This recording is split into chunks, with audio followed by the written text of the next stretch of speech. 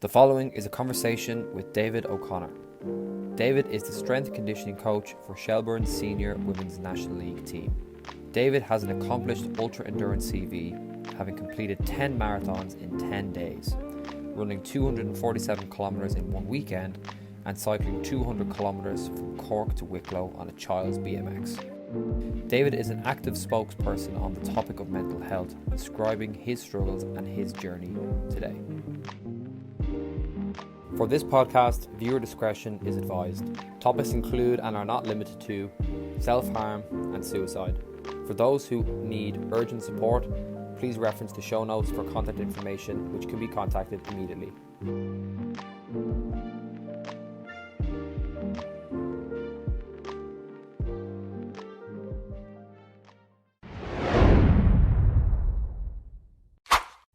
Welcome, Dave O'Connor. Hey lads. Amazing to have you here, sir. Our circles have crossed a few times since the off-season period, which is great. In the last podcast, we started with something entirely different. So we've actually asked a player or staff member or someone in your circle to describe you as a person. And we're going to kick us off with Seems that. very, very concerned. Oh no. Yeah, completely Go on. anonymous, and you won't know ever who it is. Okay. But we'll start now. What can I say about Dave? One of the best human beings I've ever met, and I'm so happy to have him in my life. He is so important for us all. And sometimes I don't think he realizes how much. He is so talented at what he does, and for sure the best around. We are so grateful to have him, and he has pushed us over the years like you wouldn't believe. He's been there for all of us at each stage of our lives. Have had some great conversations with Dave about everything in life, the good, the bad, and how we are all just trying to get by and enjoy life through the ups and downs of it. We have shared some of the best football moments together and ones we will have forever. He's an incredibly brave individual, how he speaks so openly on topics that people wouldn't normally be comfortable with. A lesson for all of us. How he speaks so honestly about his own journey through mental health is inspiring. It inspires me all the time. He is a great friend and mentor. I adore him, and I know everyone at the club does too. Jesus. Strong words, isn't it? Yeah, that's. Oh my God. You have a bet on tears there, lads. It's just that's. To be honest with you, man, Yeah, that's- I had tears reading it early. Yeah, I thought it that's, was strong words. That's deep. Yeah, strong words, man. I think it was Gary's idea to ask people about guests that we have on, because I think sometimes we kind of get caught not really getting into the weeds of what other people mean to us as individuals, and I think that shared sense of community is something that we should really put a lot of time and emphasis on. So I was very grateful, and I said this to the person that sent it in, that it was an honest and an open message. So how does it make you feel?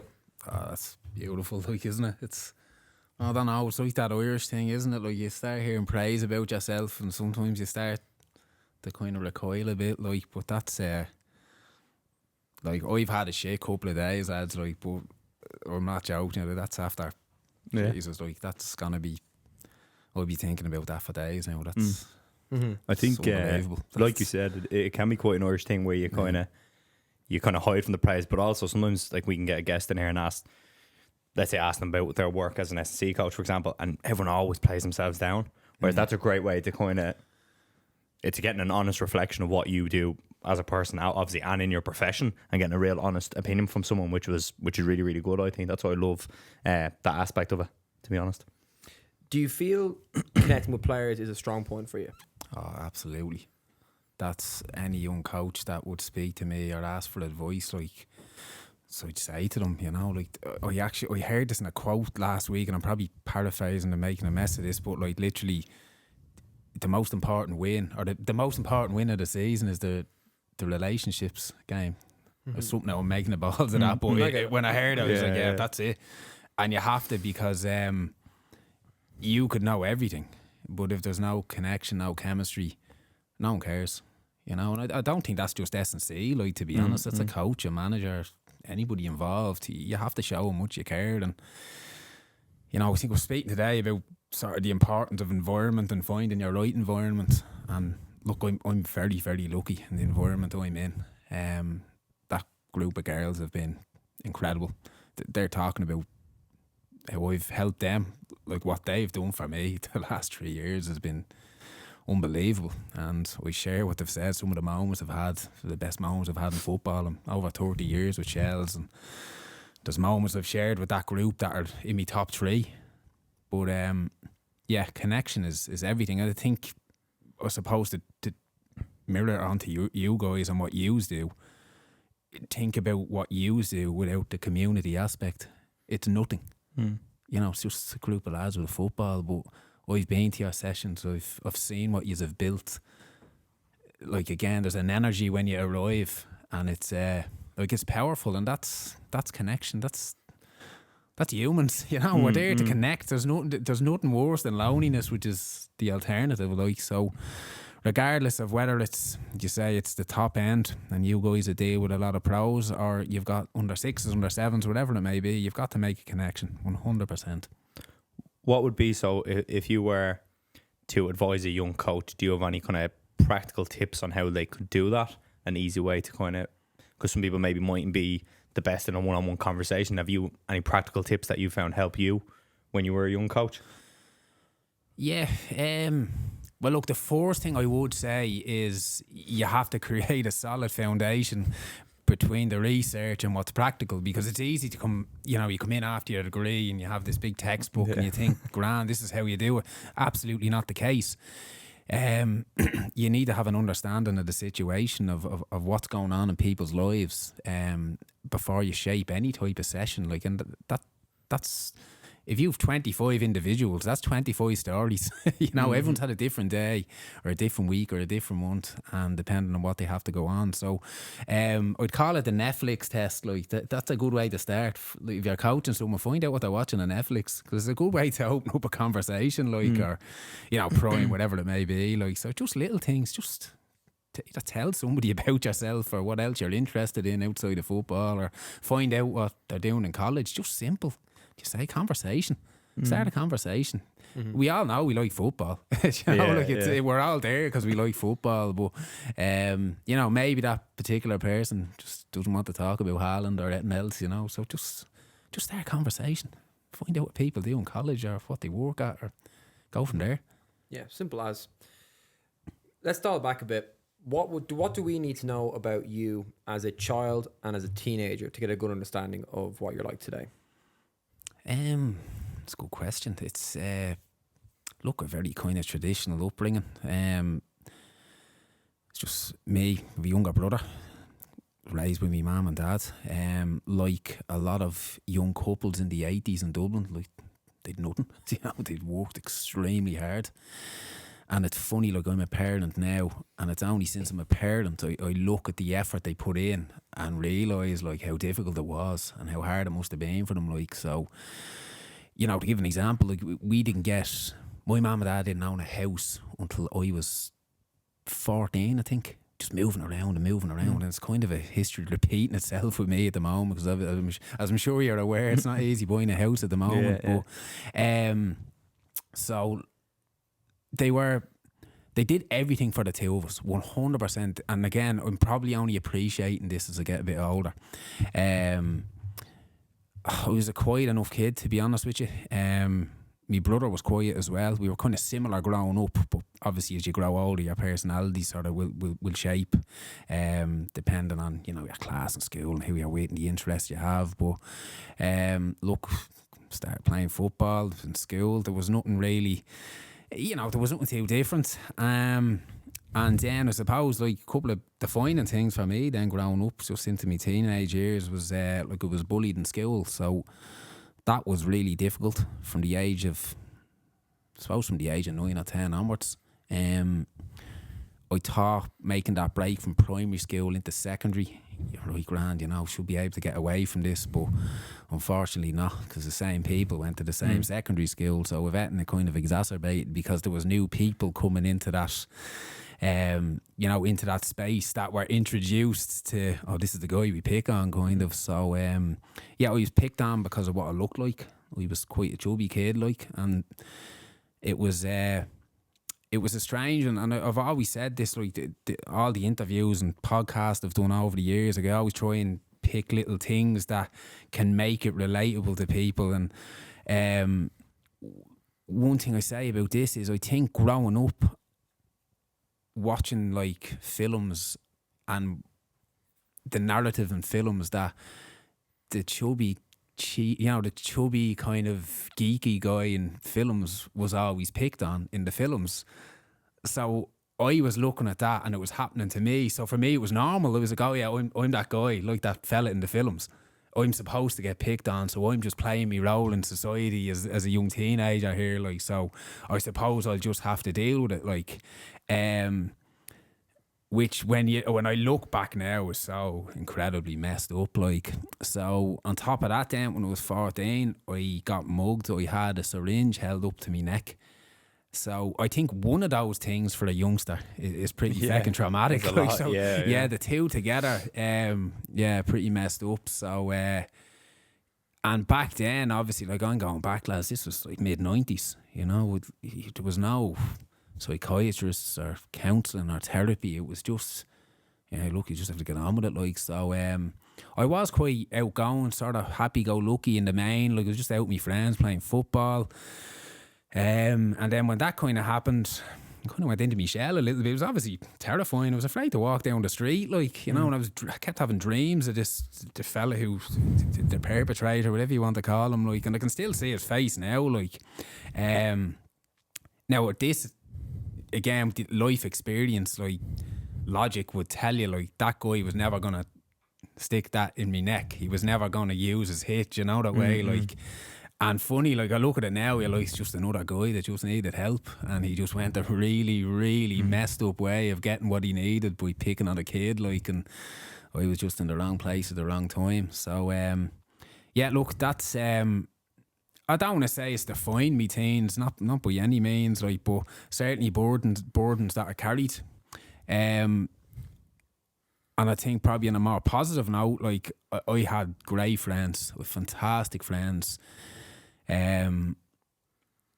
Most of which actually are still friendly with today. We obviously all grow up, we've kids, we've jobs, and you don't see each other as much as you'd like to. But there's people who I could go 4 or 5 months without seeing, and I'll see them, and it's like I only saw them yesterday. You know, they're people from my childhood, and, you know, look, it was just good times, you know, in the main. I've a lot of really strong, positive memories, like, of me teens. Like, simple things, like you say, like just going to concerts, going to the cinema, just, you know, nothing like crazy, just growing up, you know, so simple stuff. So, look, I suppose what happened to me happened. I thought it was dealt with as I kind of got to kind of 16, 17, but I think unfortunately that was kind of only the start of it in terms of managing my head and sort of figuring out who I am and where I'm going and that. So, did it uncover something that was a deeper truth, like that sort of trauma? Did it bubble up and manifest itself as you came into your early 20s when you thought it was actually parked? Yeah, absolutely. And I think what happened was, and again, a lot of this is all just kind of self-reflection, dealing with this with counsellors and that, like, looking back and trying to put the pieces together. So I'm giving my best sort of guesstimate as to what kind of happened. So I think what happened was, when I got a little bit older, kind of early 20s, mid-20s, I sort of had, you know, you kind of yield and say, hang on a second, I let them do that to me. Like, there was a realisation that wasn't right. And I can fuming then. I was like, I can't believe I let that happen to me. So I turned inwards then. So I was annoyed at myself instead of being annoyed at the people who had been inflicting this on me. And it's interesting because I look at it now, even now, I did think about it. I have absolutely no doubt in my mind that there were people in my class or in my year or whatever that got bullied way worse than me. But I'm always interested. I was like, I'd love to meet one of these and actually see, did it mess with them you know, throughout the course of their lives, as much as it's after messing with me. Because some people could have been quite resilient to it, you know, they just brush it off and get on with things. So there's so many kind of silos to it, like that I sort of, it's so many different avenues that I kind of explore, and I need to reel it in sometimes because it can just get a bit messy. Like, there's only so many times you can keep going over this. But definitely there was an anger and a frustration that I turned inwards then and started inflicting not so much, and I'm careful how I articulate this, like, it wasn't so much kind of physical self-harm, it was more psychological with me. Like, I was just, what they were doing to me in terms of calling me names and putting me down and, you know, just belittling me, I started doing it to myself and just got this really strange comfort out of it. Like, it was like, it's weird because it's again, like the guy with the needle, this is a really messed up and strange way of trying to make myself feel better. But at that time, it's all I knew. It's all I knew. Just punish myself. And naturally enough, when you fill yourself up with that self-hate, it's going to spill back out you in another way. And we're obviously, you know, we're talking about football before we come on here. And for me, like, an example of how it came back out was when I was playing football. Like, I stopped playing football at 24 because when I was on the pitch, everything just came out. I was petulant, I was angry, two-footing people off, and that was just my teammates. Like, you know, like training, like, seriously, like, and I hated it. I just couldn't. I had no control. And like I say, at the time, I just thought, Jesus, head's gone, he's no confidence or whatever, which I didn't anyway. But again, looking back on it now, I was like, oh my God, that was just everything that was suppressed had a platform to spill back out. And again, the positive in that is because I packed in playing, we got into coaching. So in a very strange, twisted and awkward way, like, it's led me down the path to where I am now. Like, so now again, that wasn't grand and sorted, you know. You're talking my early 20s, I'm 40 now. Like, there's a massive journey, massive steps that I'm still taking to try and keep things right. And things certainly got worse before they've gotten better. Like, so I think you come into your mid-20s, so I'm thinking, yeah, like, I'm finished college, you're seeing your friends getting jobs, careers, some of them are buying houses, and again, like, that perfect lifestyle, that's sold to us, you know. Here's the steps you take, you get, you know, you buy a house, you get married, you have kids, and I just seemed to be kind of floating, didn't know where I was going, what I was doing. Finished college, started to lose contact with a couple of friends, like, and I've then gone from putting myself down, inflicting all this harm myself, to reversing things and bigging myself up. Like we were saying there at the start, like, but like with no substance behind it, you know, like, I'm just talking nonsense basically, like, you know, I'm trying to make myself sound better than I am, and it's all out of insecurity. So I ended up, I got a job in a bank, and it's mad. Like, I think I did this, like, at the wishes of my mother, like, who I loved the bits. Like, you know, growing up, like, you were either a priest, a guard, or worked in the bank, and you'd made it. Like, that was it. That was the Holy Trinity. Like, so I certainly wasn't going to be a priest. The guards of Jesus, no thanks. So, I'll get a job in the bank and everything be wonderful. And my God, lads, it was. So you're coming up to about 2007 here. Like, this is when the country hit recession. Like, yeah, I'd always say it was me. I hit the button. Like, but Jesus, lads, when I look at it, and you'd people, I was in the city centre, and we people coming in like solicitors, big clients, losing millions, like, and like, we're talking about connection with players, like. In that environment as an employee, like, you want to talk about connection, like, it didn't exist. Like, you were basically just told, like, just tell them you understand their frustration. And I'm like, yeah, see how far that gets. So, look, that environment just, it tore the life out of me. And what do? You have to work. You know, I didn't really know what else to do. Like, again, I had a couple of people I was close with, but in the main, that environment was... It was toxic. It was absolutely toxic. chipped away at me confidence, me self-esteem, everything. Like, you just feel a bit kind of meaningless. Like, and at the time, I remember kind of thinking, well, hang on a second, like, is this just a bit of entitlement? Like, do I feel like I'm better than people here? Like, but I don't think I did. I do think I was just in the wrong place. Like, it wasn't for me. I was still going through this, like, this spell of kind of, like I said, put myself down. I developed this, develop it, I bought it, I gave it a name. I called this diary the Hate Pages, and I wrote every day in it about everything that was wrong with me and how messed up I was, and this will go wrong, that'll go wrong, and like shaming myself, filling myself with guilt, and like, again, just feeling better about myself afterwards. That would then flip to feeling worse, which then flips to writing in these pages again. And like, it's not a good way to live your life, you know, it's not good. I remember waking up one morning and just being like, I can't go into this place, I can't do this, I'm sick, I'm sick of it. Like, who am I? I'm a bleeding nobody, no one will care. And actually, I turned off my phone. I used to get the dart into work, get off at Pearse Street, I stayed in the dart, went out to Bray, phone off, went up to Bray Head, and I sat there like looking out. And it's mad, like, in these moments you think it's gonna be like Hollywood, you know, this lovely music playing in the background, like, and you'll think this is the moment. Yeah, exactly. This is the moment to figure it out. But I realised, like, jeez, like, there's no one coming. Like, this is it. It's like, what am I doing? Like, I better go back to work. Like, you know, so I got rocked into work 1 o'clock, and like, I kind of had in my head, oh, you know, to be this, people be hugging me, glad I'm okay. Like, I got the arse chewed off me, as you can imagine. Where are you? We're ringing you. What's going on? This, that, and the other. And it was strange. Like, and again, I know now, like, for me, like, if that was to happen to somebody that was working for me, I like to think I'd be more compassionate and understanding. It was a different time. People were under a lot of pressure, as I said.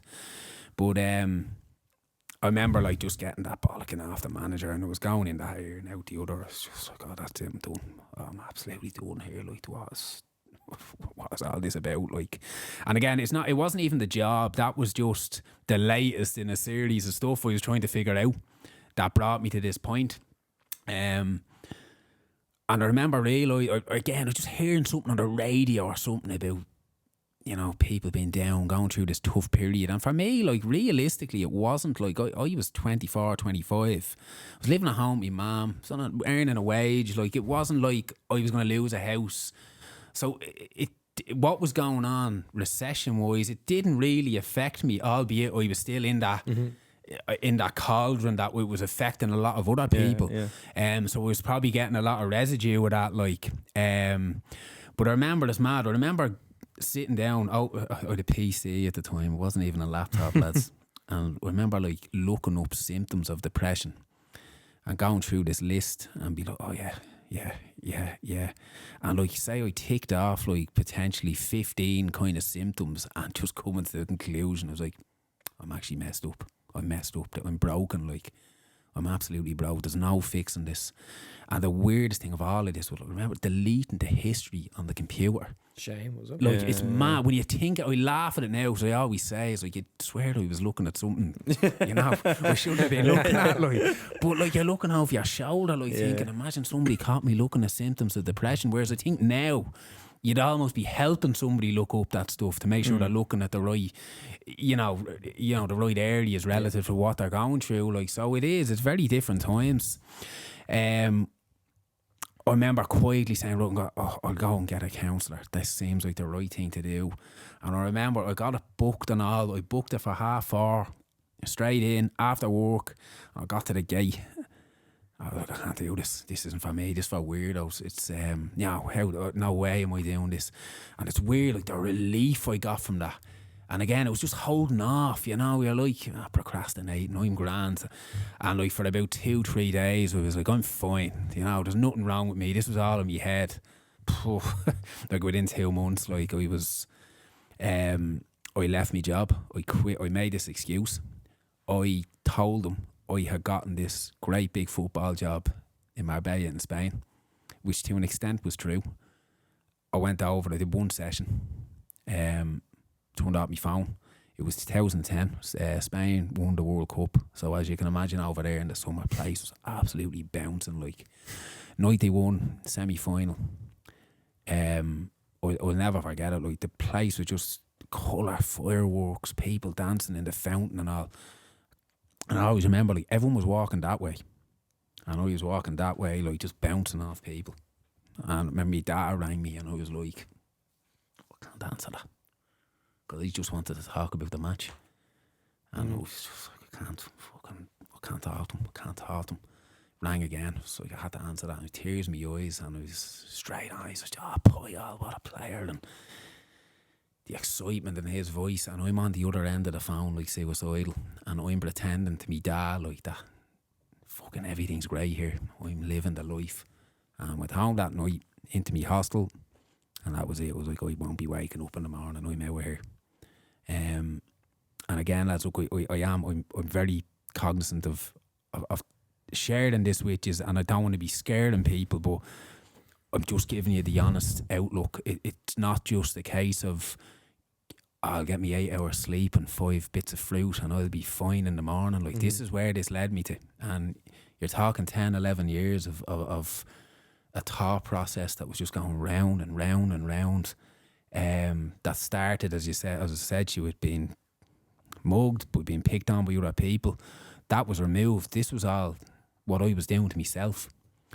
And it was really weird that night. I remember it was quite chaotic. I was erratic in my behaviour. I was moving stuff around and all the mad stuff. Like, there was pictures on the wall I was taking down. I was moving chest of drawers, opening the window, closing the window. And like, I don't know, again, was it just some sort of procrastination to kind of distract myself? And it's weird. I remember the owner of the hostel, she was a Scottish lady. I think I was there a week at that stage. I hadn't seen her on my floor once. And then she knocked the door. It's like, fuck. And I opened it, she came in, she obviously heard this weirdo moving everything around. What's going on? Like, and she was like, you're right. And I was burst into tears, like, in full front of this stranger, like, and I was just like, God. So, fair play to her. She did what any self-respecting lady would do. She brought me downstairs and made me a cup of tea. So I just kind of spilled a bit out to her, and like, she was just like, look, you need to get home to your man. Like, so that, I don't know, would you call it a divine intervention? I don't know how far I'd have gone that night, but Jesus, how grateful. Yeah. Like, you know, she came in, obviously knew something wasn't right, and we went home the next day. And now again, look, did I go home and have everything, you know, everything was rosy? Absolutely not. Like, absolutely not. Probably buried it, hid it from a lot of people, just said things weren't going to work out. Went through a difficult spell in terms of obviously trying to get back to myself, getting back to work. Still wasn't sure what help I needed, you know. So what happened then was, it leads down, you get through a couple of months, you climb them emotional dunes, and then it leads you back to that spell again, because 2 years later it was exactly back in the same place. I just thought, oh Jesus, lads, how have I gotten through 2 years and gotten back to this? So this time I was home, and it was mad. Again, it's real vivid. Like, I remember all my friends were at a christening. It was a friend of mine's christening, and they were all there, and I just said I couldn't make it. I told them I was working. They all knew I didn't have a job. Do you know what I mean? Like, when you think again, like, you're just looking for any excuse. And I went down to Glendalough, and I just walked. I was like, well, I won't be coming out of this forest. I'm just gone. And it's mad because whilst I said about that time in Spain, I was real erratic. Like, this time was just real calm. And that freaked me out. Like, I was like, why am I like, the last time I was, you know, my head was all over the place. Why am I sitting here calm? And like, I say, this is going through my head. This was like 3 hours of sitting on a log. Do you know what I mean? Like, I was just going through everything. And I said, I know, I'm going to ring me mate Dave. I'll ring Dave, he'll know what to do. So Dave was my tutor in college. And we all idolised him. And it's mad, look, I was 16 doing my leaving cert, right? So I skipped fourth year, right? Just to little fill in on the gap. I skipped fourth year so I could get out of that school as quickly as possible. I was 16 doing me. I was a child, like, 16, mad. Ridiculous, my birthday's in May, I only turned 16, so I was 15 in sixth class, or sixth year. Mad, like, when I think about it. So I was quite young going into college, and Anyway, this guy Dave Curran is my tutor. Idolised him, we all did. The girls loved him, we all loved him. We wanted to be him, they wanted to be with him, you know. He was brilliant, and it's mad. We had him on this pedestal as being this wise old guru, like, and it's mad, like, because he was about 23. Do you know what I mean? Like, it's just when you're that young, you're sort of, you know, you just have this vision that, like, this guy's been doing this forever. Like, he was his first year of teaching, but anyway, he's my closest friend now. We stayed in touch, and he's my closest friend. So I said, right, there I am in the woods. I'm gonna ring him, and this is like a bit of comic relief here. So I got out my phone, went to ring up, no bleeding coverage in the middle of the woods. Like, I was just like, oh lads. So probably just as well, because I started walking back down then, and I got him on the phone, and he knew. He was like, everything all right? I said, no, look, Dad, this is bad. Like, this is bad. And he said, look, come up tomorrow. So dropped up to him, lives up in Finglas, and we walked the streets of Finglas, like, I'm not joking, till about 5 in the morning. And it was the first time in my life, lads, I spilt like 10, 11, 12 years of just pain. I spilt everything out. I don't think I ever cried as much in my life. I don't even know if it made any sense, because everything was just coming out at once. And like, no joke, lads, that man saved my life. He saved my life, and I'll thank him. He doesn't want me thanks, you know, because he knows he'll do it for someone else. Someone else will do it for someone else. But he saved my life. And that was 2012. You don't solve your problems overnight. I'm still dealing with a lot, and I deal with it day by day as best I can. But when I've people like him, and I know I can turn to him and call him. And similar enough, like, he's a busy man. He's married, he's 4 kids. But when I can't get him now, like, when the time is right, and it could be a week or 2 weeks later, he'll ring me back, like, so that man saved me life. Beautiful, man. God, so beautiful.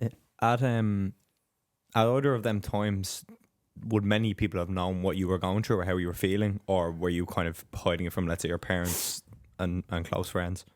Again, it's funny, like, how, like, I've been very open about this for a long, long time now, like, and again, I think you talk about the relationship with your parents, like, and it's mad, like you say, like, you spend your time growing up and being involved with football, you want to impress me dad, you know, and I think, you know, my mum, I think this never changes, lads. Even when you grow up, like, you're just constantly worried about their kids, like, constantly. And, like, again, as a parent, I understand that now. But it's funny, like, you go through that tunnel of adolescence and you meet them at the other side, and the conversations we can have with my mum and dad now, like, are brilliant, like, you know, brilliant. My mum has spoke to me about her problems, and she's had many, as you said, like most people, as I said, young couples growing up in the 80s. She spoke about stuff she's been through.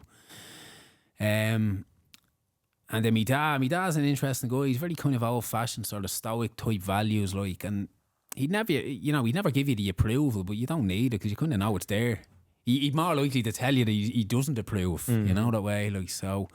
I think on the other side of this, I have a very strong relationship now with my parents, which is great. And, like, I'm always saying it to them, like, look, this is absolutely nothing to do with you. It's like, I know how bloody hard you have worked and everything you have tried to do to make sure we're the best of everything. And, like, we're laughing there, like we were saying, the jerseys hanging up, like I had every bloody jersey under the sun I wanted, you know, like, growing up, like, whoever it was. You know, it's your Barcelona, Barca have a new shirt, give us that, you know, United shirt with gigs on the back, we'll get that for you, no problem, like. And look, again, you look at it now, I know now, like I said, I know how bloody hard and expensive these things are, like, so that's probably one of the most important things that's come from it, and trying to manage myself as best I can, is that, like, the relationship with my parents is really, really solid now, and I know they're proud of me. And yeah, look, I love them to bits. And I understand this from how you articulated it, this isn't just something that you get over from when you're a kid to when you're an adult. I understand that ultra endurance sport was a huge influence on your health and fitness, and also your mental well-being. Can you talk a little bit about how you got introduced to that, and then some of the the events that you've actually competed in and done for charities? Yeah, this is my cathartic process for kind of managing what goes on. The running one's a funny one actually, because again, like you said about giving up football because of what I was trying to deal with, and then ending up into coaching, which has led me to this point, which has been a wonderful, wonderful journey. The running one started because when I was about 15, and like you said, being picked on for what you looked like. So physically, I was picked on, and I had read somewhere or heard something that if you run, you lose weight. And I got this idea into my head. I was like, I know, I'll show them. I'll go running and I'll lose all this weight, and then I won't get picked on ever again. So real negative kind of setting. So it's mad. I remember, right, we had a half day on a Wednesday in school. And I remember saying, right, I'll go for a run for 15 minutes on Wednesday. But what I'll do is I'm going to wear a pair of jeans and a jacket, because if somebody sees me, I can just say I'm running for the bus. I was mortified at the thought, like, you know, so what's your man doing now running? Like, it was now, like, Jesus, a nation of runners now, It like, is, but yeah. very different times. What's your like, number? What's your Strava? yeah, exactly, yeah, I'll hook you up on Strava. But, like, yeah, so I went on my little run around the block in a pair of jeans. Like, when I think about it now, I was like, this is really messed up. But, yeah, it turned out I really enjoyed it. So, like, the next day I was like, you know, I think I'll do that again, but I think I upgraded to a pair of shorts, like, which was a wise decision. So, to be honest, that's kind of where the love of running came from. And again, like, just with me dad, he was an absolute baller, lad, seriously. He was unbelievable. Like, there was definitely a mix up in the jeans somewhere. But he always took a lot of pride in looking after himself, training hard, you know, and, you know, there's obviously a bit in you that wants to be, I want to be like him, like, so, yeah, I just took a lot of pride in that. So the running developed from then, and it was always more of a, I always saw it as a kind of like that, a mental health practice. This is just something eventually, like, going to get over the genes and potential weight loss, which, like, again, Jesus, when I think about it, you're just looking for answers. But, like, I was never interested in, I want to get quicker. That it was more, I used to go down, I grew up in Colester, so we're near enough, like, where in terms of geography, you're only about 15-20 minutes running to the seafront, say. So we used to go down Howard Road, St. Lawrence's Road, and you come onto the seafront, and I used to run up as far as the wooden bridge and go back. But what interested me, instead of the speed aspect, I was like, right, next time I'm gonna go down the wooden bridge as far as the statue and come back. And then I'm no joke, so it literally built from there over a long time. Right, next time I'm going to go to Sand Dunes. Next time I'm going to go back through St. Anne. And I just got that buzz from, jeez, I'm actually running for 2 hours, like. So I didn't do my first marathon until I was 30. Which is a wise choice. Like, it's just not a good idea to do it too young. But Why is that? Well, there's people that do it, but do you know what? It's more of a kind of a traditional athletics evolution where you'd start off doing your 1500s. Yeah, interesting. Or your relays, shorter stuff. And like that, I think it's more as the speeds development does decline, okay, we can translate that now into longer distance. You watch any marathon runner, they're always 30s, late 20s up. I never even thought about that. Sorry to cut across. No, it is a good question. I mean, look, you can't do one if you're 23, but I think the longevity of someone in their early 20s maybe knocking out real high quality marathons for 20 years or so is very unlikely. Yeah. So yeah, you're right. That is why you tend to see more senior kind of athletes. Still booting around the course, mind you. So yeah, look, it developed there. I did my first marathon when I was 30, and Dublin Marathon on this Sunday. This would be my 51st marathon on Sunday, which I'm really looking forward to. I'm made of wallpaper at the moment, lads. I'm falling apart, but anyway, it should be good. But the first one I did is mad, like, because that was 2015, so you're like, this was literally a year, you know, very short period after that really bloody dark point in my life. And I said, I'll do the marathon, I'm going to get this done. And I got it done slowly, and I'm not joking, lads. I remember coming into Merrion Square. It's like Formula One, the way it's set up, like, and you have the crowds on either side. Like, obviously, you're churning this out for 4 hours or so, like, you're ready to die, like, and then you come in and the crowds, literally, like, you just come alive. And I got very emotional, like, I was crying and all. And it's quite a spiritual experience. Like, you have a lot of, like, cancer survivors or people running for maybe family members who have passed away in different charities, and it is very emotional. And I was welling up at the finish line. And when I finished it, it's mad, like, for all the negativity and the amount of energy I put into, like, destroying myself mentally. I crossed that finish line in 2015, and I swear to God, it was the first time in my life I took this big deep breath and I was like, oh my God, I can do anything. I've just run a marathon. Like, you're telling the people beside you, I've just done a 2, pal, like, well done. But like, that was the surge of energy I got from it. And from that then, like, literally, anyone who does a run will tell you this. You'll finish a race and within 2 days you're on the laptop or you're on your phone looking for the next one to do. You get that high, like, and it's dangerous. You've done, 50. Have you done 50 of them? 50. This would be me 50. In what, 10 years? 9 years? Yeah. Wow. Yeah. So that's why I'm in bits. Well, did you know, if I'm not mistaken, you done 10 marathons in 10 days? Yeah, on a running track, which is insane. So that's what this led to. So a real... My hips and hamstrings. Oh no, lads, no joke, right? You laugh at this. I didn't get a blister. I didn't even get a blister in 10 days. Like, it was meant... Looking behind the camera. Imagine Morgan running half a marathon. So, what? But that's where it started. It was after doing that first one. Yeah. Do you know when you just get an idea? I remember just thinking, geez, I wonder if anyone... Do you know what it was? I was watching the Olympics in 2016, and a friend of mine, Mick Clottesley, big Shells fan, he was running the marathon in Rio. Wow.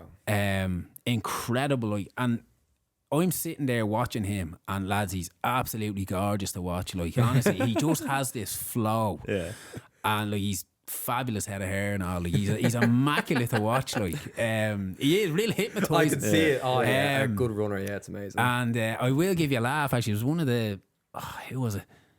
There was someone I was coaching, right, doing a running session with. I can't remember who it was. Some player.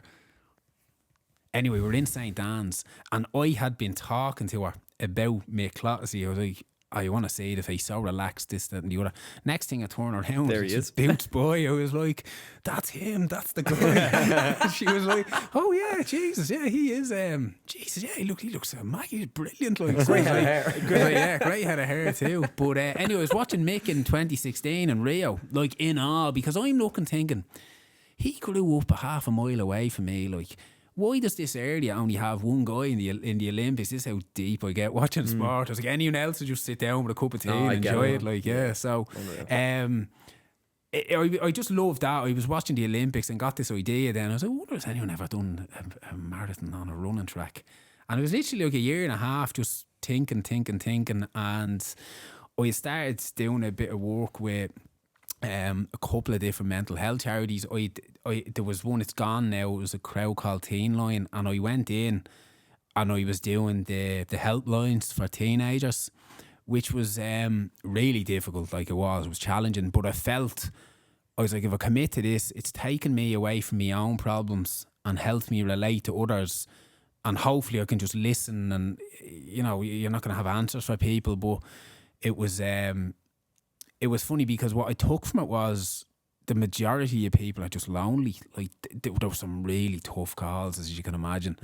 But the majority of people just wanted someone to talk to. And it's funny, like, it's Tuesday or a Wednesday, say, look, when you say there was a Champions League game on, you could guarantee at 9:30 the phone would be hopping because it was someone just ringing, wanting to talk about the match.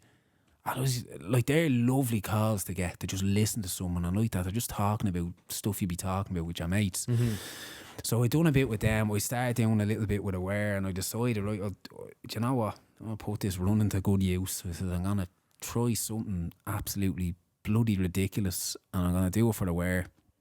And I came up with the concept of 10 marathons in 10 days on a running track, and people are like, "What? That's bleeding nuts! Like, why would you do that?" And I was saying, "Okay," I says, "Everything we've been through," I said, it's like the pain of being through." I said, "These last 10 years or so," I said, "and then what I'm going to go through in these 10 days," I said, "they don't even weigh up." I says, "This isn't pain." I says, "This is just step by step." And I said, with the loop, I said, "You thinking about that track," I says, that's that monotony. That's that never ending feeling. Like that's pain, like in your head, the metaphor, like that's what, for me, that's like what depression was. That's how I've been feeling. I says, but I said, I need to flip the switch here. I said, I'm gonna get good people around me. I'm gonna get the right mindset. I says, and just step by step each day, I'm gonna get this done. I said, I don't care if I have to crawl. I said, I'm gonna do it. And it took, I trained, I ran Dublin in 2017, the marathon again. I ran another one 2 weeks later, just to get used to kind of a block.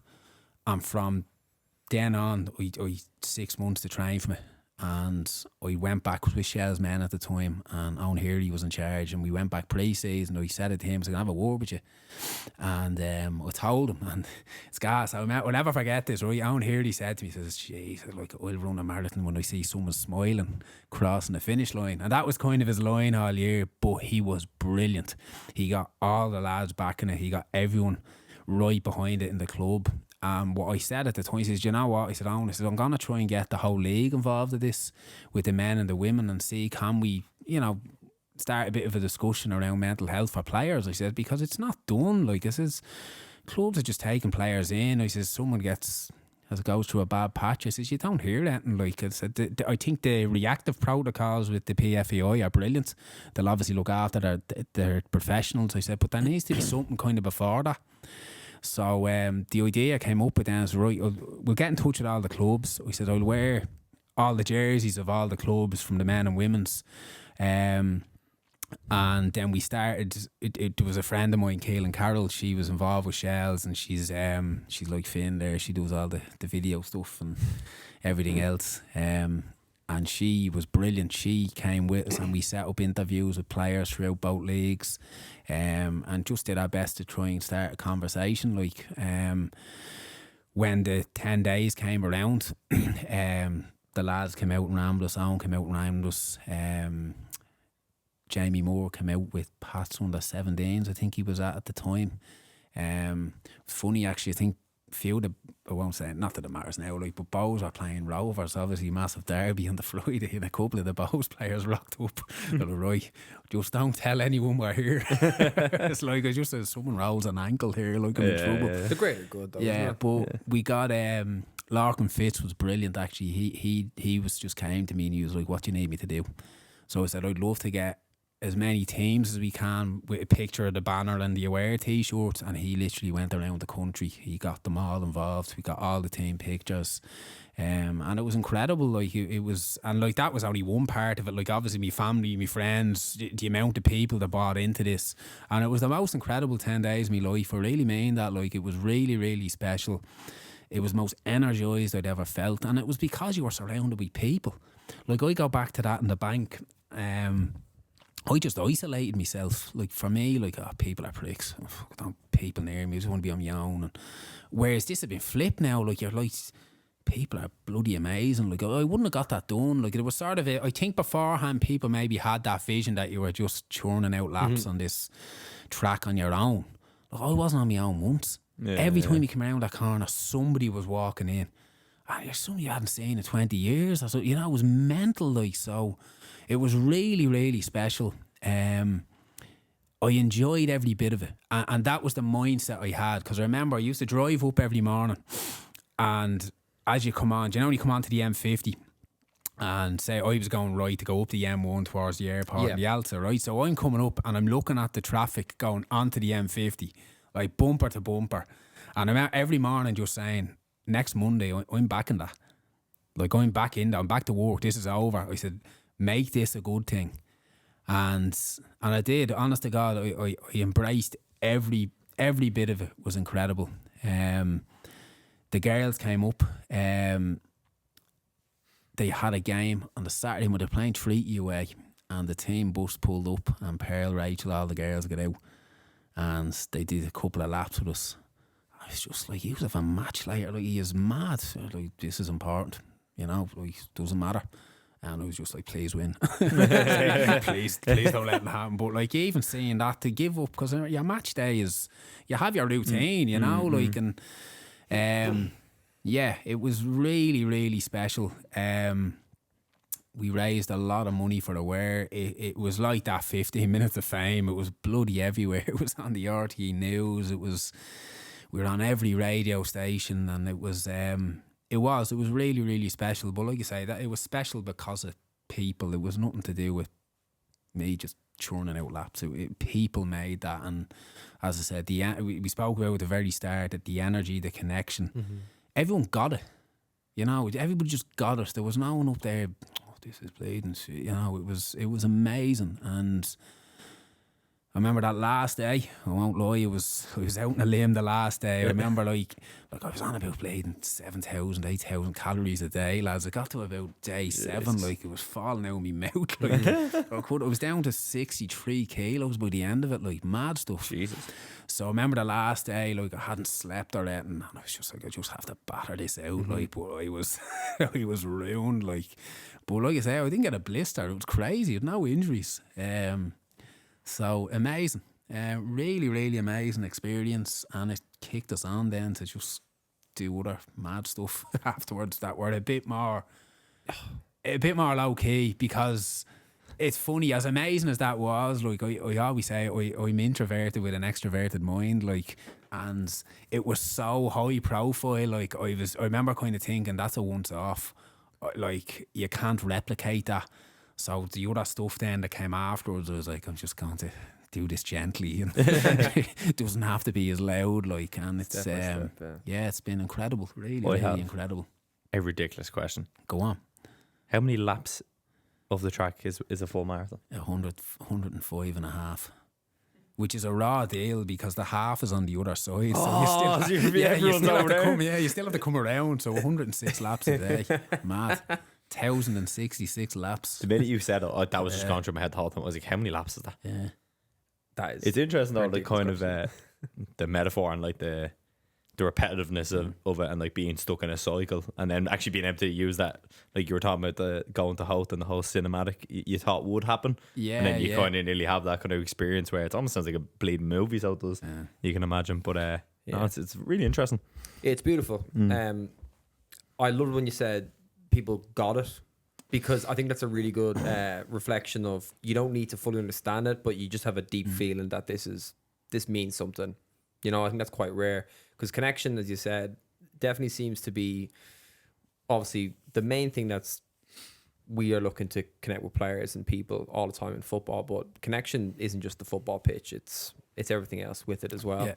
I always thought that running came from a love of S&C, but where did the love of S&C come from?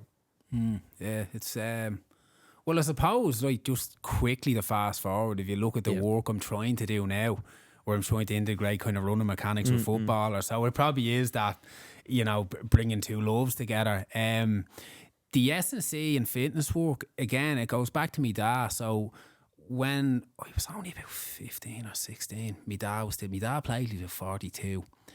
But he had this great idea to bring me training with the seniors, right? And as unsure and insecure as I was, like, I had this moment, I was like, right, this is a great idea. I got down and show all these outflows. Leinster senior lads, I got absolutely kicked around. Like, it was just no messing. But it's mad, I kept going back. I loved it because it was the first time I'd ever seen like a session set up.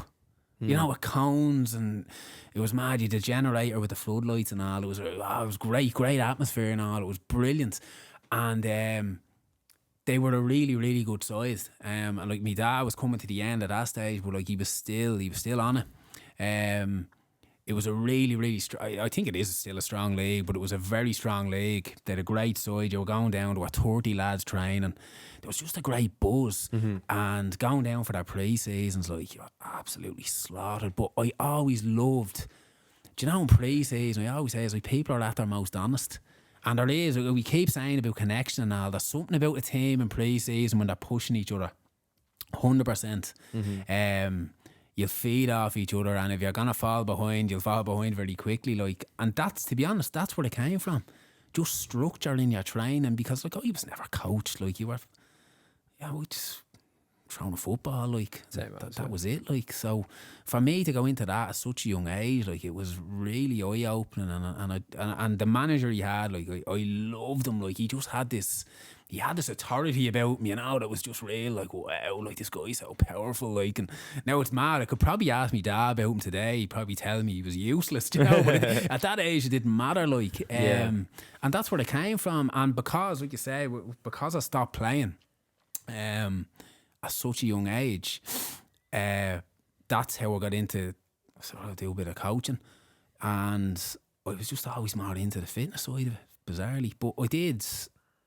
I was going to say the break I got in with Shells. I was doing fitness coach with our under 18s. Brilliant side. Oh jeez, they were with Sean Hoare.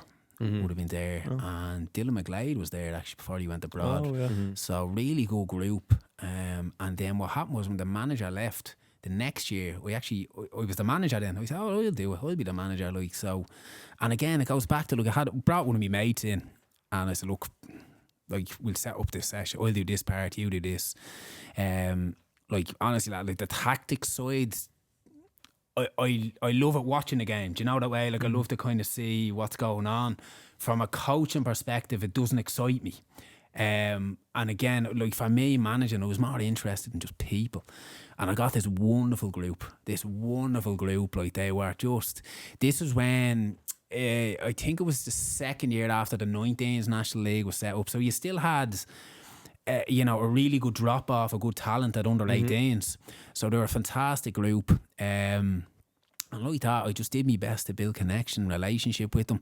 And they won the league last day of the year against Kevin's. And it was, honest to God, like I said, like, the memories I have with the girls, you mentioned at the very start, like, this is up there as well. Like, the joy in these lads' faces, like, just like winning a league. And I still talk to these lads now. I'll meet them, or you'll get the odd text. Like, it was like 12th of May is like the anniversary, and like every year on the 12th of May I get this text like, Dave, this day, 10 years ago, whatever. Like, amazing. So, I packed in managing at the top, lads. That was it. I was like, I'm Take the win. So, actually, what happened afterwards was Kevin Doherty got the first team job with Shells, and he brought me up then to work with the first team. Again, kind of in the, just remember, the backroom team, and trying to establish some sort of protocols around fitness training. Like, so, yeah, look, that's kind of how it started. And then, obviously, with my own interest in running, it was sort of shaping me. But like, the one thing I found about it was, and again it goes back to the coaching and what I was trying to do with myself, as I was learning more about looking after my own body, like I felt confident. And like, to be honest with you, that's probably the biggest thing I can say about it. Like, I feel good about myself doing it. I feel confident. I feel I can back myself, and I'd never had that before with anything, so that, I think that's the genesis of it, I think. I could be wrong. I'll give you another answer tomorrow. But speaking from just that you've asked me there now, like, I do think that's what it is. Like, it just makes me feel good. Like, yeah, simple as. It's quite a meditative process, isn't it? S&C, like, correct form, patience. Same, I suppose, most things in football. But I often enjoy. It's like that tactical thing that you said. Like, I enjoy watching it, but it's not what excites me. But I have a real appreciation for.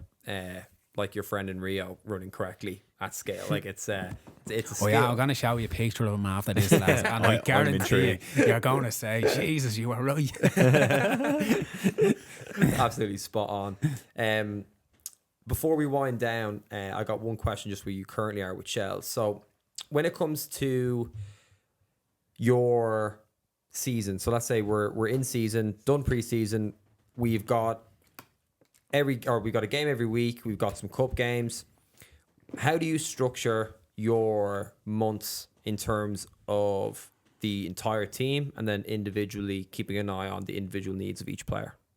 Yeah, it's interesting because it's changed, say, over the 3 seasons with the girls. Because if you look, say the first year, right, when I went in, Noel went in, and then I went in, and we had this kind of I suppose, quite a senior group, because you'd obviously the core group, you'd Noel, Pearl, Rachel, Becca Cray was still playing, but we had Saoirse Noonan signed, Ciara Grant was still there, you Chloe Mustaki there, you Jamie Finn.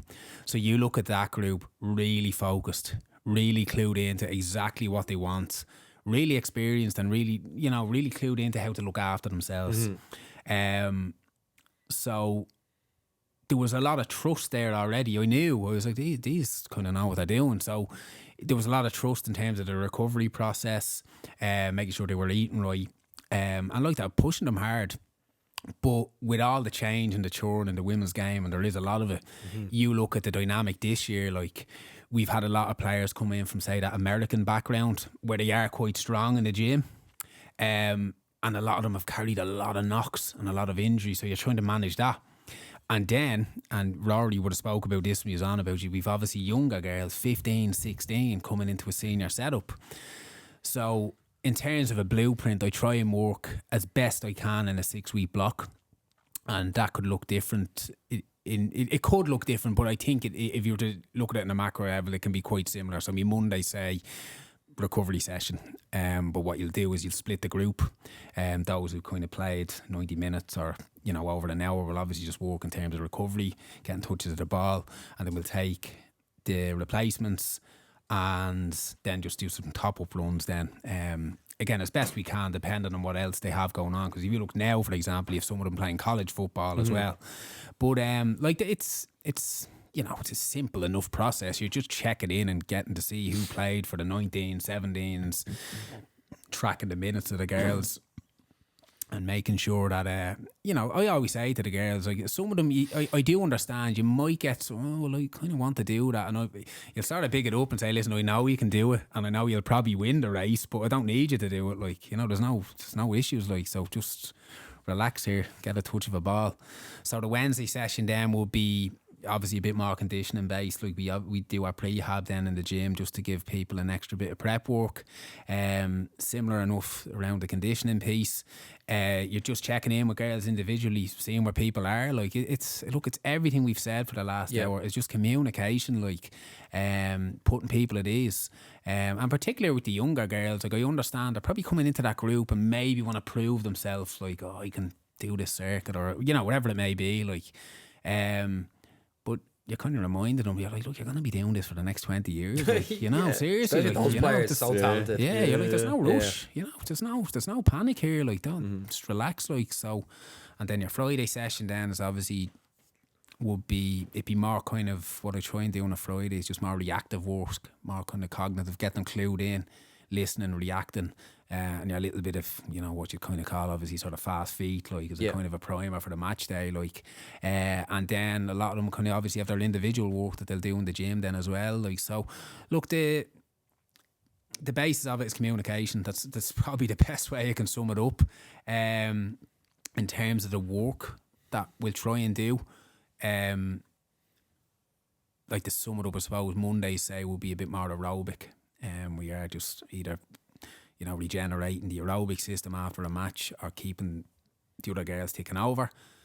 Wednesday then we'll flip kind of between sort of a good bit of acceleration and deceleration work and change the direction, and then that kind of tails down with a bit of max speed work, and that could be just like, that's real simple stuff, lads. It's like the stuff you guys would push with stat sports, like your 40-metre sprints with a curve at the end of it. Like we try and change it to keep people interested, and I'll always try and use the football as well. It just need to be complicated. Exactly. Doing the correct things on repeat for 20 years, that's what counts. Yeah. I always think basics. Yeah, you don't need a complicated drill to have an excellent athlete, Yeah, no, it's one thing. It's funny, like, because there's a lot of people in the industry I'd look up to.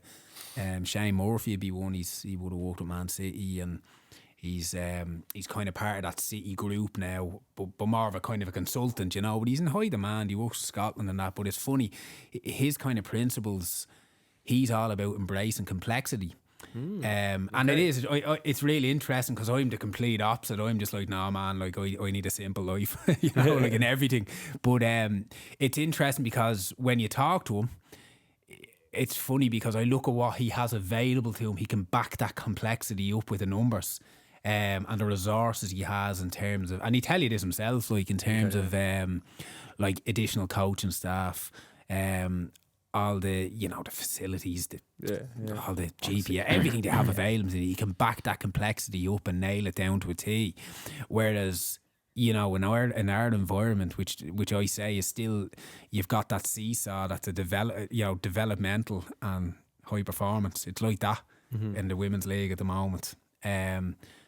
You have to make the best call you can on the night or over the course of a week, like, and the time you have available to you. For me, so I don't get overwhelmed, I try and keep things as simple as I can, like, and look, it's worked well for 3 years. No doubt, especially with the pedigree of players that have come out of Shells. You only need to look over the last 5 years. Like, I know you named like Chloe and Jamie, for example, but my God, like, there's so many talented players coming from that team.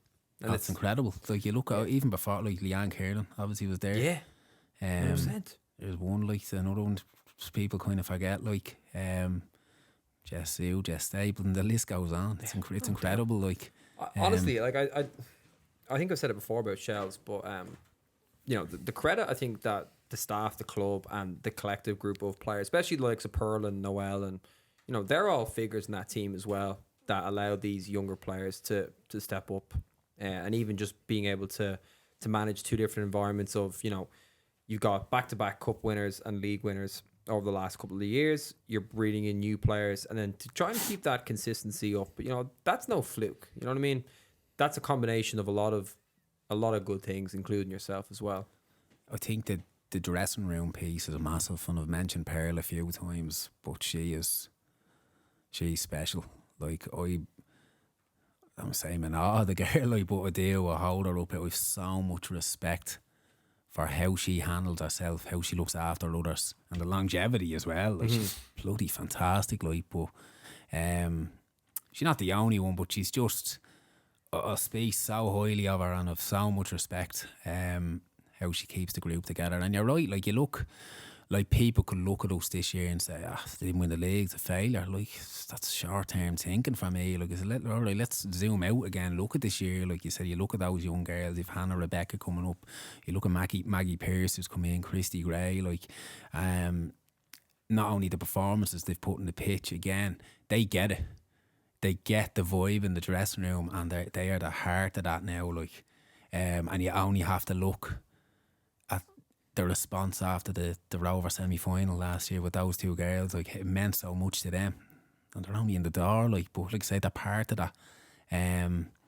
So yeah, there's so much there, and like you said, you've mentioned Rory as well. The work the lads are doing, like, it's like, that's donkey work, like, incredible, like, the time and effort he puts in, like, with his coaching staff, the 17s and 19s, like, and like, none of us do this for thanks, do you know what I mean? You do it because you want to do it, like, you want to be involved. And yeah, look, you're right, it's look, obviously Shells for me, it's a massive part of my life since 1991. It's a long time, and crazy. But I'm very proud to be involved in this group the last 3 years. Very, very proud, and it's given some incredible moments. Like, it really has. Like, you know, we probably need another podcast to list all them off. Like, but some of them has just been outrageous. Like the league went 2 years ago. Like, it was, you never see anything like that again. It was incredible. I remember like, it, yeah. Yeah, we remember it too. Like, it was mental.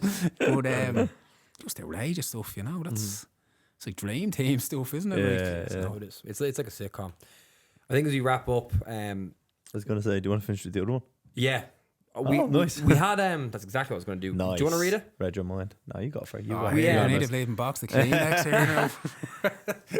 I know, I have a lot of respect for you, Dave, and I think every single player and staff member that has had the pleasure of knowing you also has this respect. And I think this is probably your best idea ever, by the way, about asking this in terms of connection. This one's from great. Kinger. He's going to call you useless. Oh man, Imagine it. From Kinger. This is not from Kinger. I think we've made a promise to people for every single episode. It'll always be anonymous. yeah. But That's fair. here's another one before we end. So Dave is without a doubt one of the best strength and conditioning coaches I've worked with, because his attention to detail and professionalism has helped me learn and grow as a player, and his preparation is second to none. He always always has us fit and ready for. But more importantly, off the pitch, Dave is without a doubt the most caring coach I've ever met in football, and has a set of values if every coach had, you'd never find a bad coach. And my full team would back me on that, as he's there for everyone, or he's there for every one of us on and off the pitch, and he's also very approachable, and it also helps me give. Sorry, it's so funny. And he also helps me give me free no-go energy drink cans before every game. I could chat about Davey all day and how good he is at his job, but more importantly, how great of a man he is. Jesus, lads. You're that Beautiful stuff. You can probably narrow that one down. No, we can't. No, we can't. Actually, half the squad get cans and Cans everywhere. I had to pause there, so apologies to who wrote that. I had to pause most that asked question: have you any cans of Nago? Oh, stuff. It's definitely evident, Dave, the impact that you have on people, and it's definitely been a pleasure so far in our journey to work together for the off season and for all the other things. And thank you very much for your time and being so open and honest today. Oh, thank you very much for having us, lads. And I do want to say just a big thanks to yous, because yous have pushed my work like without any ask. Like, yous have backed me, and I look at what yous have done over the last couple of years, and it's incredible. And when I see people like you backing me, like, that gives me so much confidence, because yous have conviction in what yous do. And I take a lot for that, and I don't say that lightly. Like, and even during the summer when you were asking me over, like, that was an honour. Like, I was absolutely buzzing. So just a massive thanks to you. And my final one, if you don't mind, I don't know if they'll listen, because they're probably sick of listening to me, but just if any of the girls are listening, I do want to say, like I'm so proud. I really am. Like, I love this squad to bits, and I'm so proud to be involved with them. Look, football, these journeys do come to an end, like, and I've always liked, no, don't think about that. They've given me so much. Those messages there are about, oh, Dave has done this, and this. What they've done for me in terms of my headspace, in terms of giving me fulfillment and meaning in what I do, like, I say it all the time, but I would take a bullet for that group. I really would, like. So just thanks very much, and thanks to you, lads, and I think we're going to have a group hug after this. Absolutely. Beautiful, man. On that note, see you all soon. Thanks for listening and watching. Enjoy.